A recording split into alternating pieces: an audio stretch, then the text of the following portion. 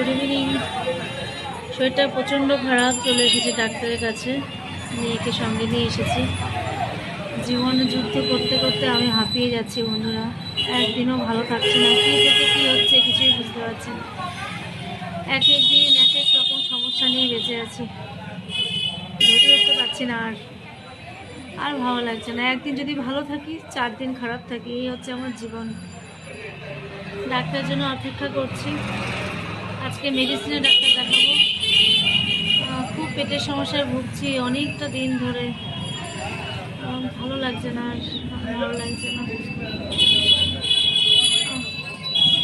কী করবো, এইভাবে কি আর জীবন যায় বলো তো?